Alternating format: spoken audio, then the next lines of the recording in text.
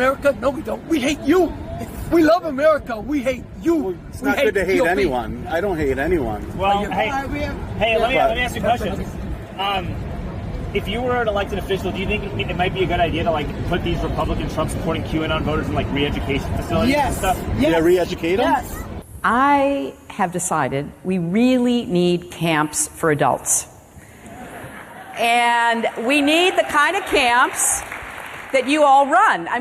But I also think some of them are believing the garbage that they are being fed 24/7 on the internet by their constituents, and they bought into this big lie.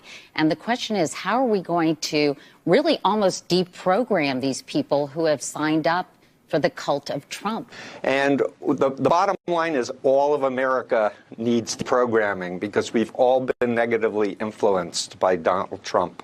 There are millions of Americans, almost all white, almost all Republicans, who somehow need to be deprogrammed. It's as if they're members of a cult. We had programs, federal programs, that went towards funding organizations like these that de-radicalized people, and President Trump pulled the plug. One thing that we know is that we have to get that funding right back up, and we probably need to double, triple, quadruple, or increase funding for these de-radicalization programs. And sadly, so many of those extremists, those MAGA extremists, take their marching orders from Donald Trump, who has no credibility left by any measure. He's only in it for himself. He's now defending himself in civil actions and criminal actions. And when do they break with him?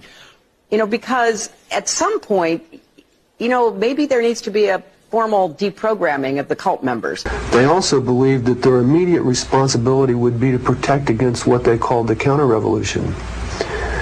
And they felt that this counter-revolution could best be guarded against by creating and establishing re-education centers in the Southwest, where we would take all the people who needed to be re-educated into the new way of thinking and teach them how things were going to be. I ask, well, what is going to happen to those people that we can't re-educate, that are die-hard capitalists? And the reply was that they'd have to be eliminated. And when I pursued this further, they estimated that they would have to eliminate 25 million people in these re-education centers.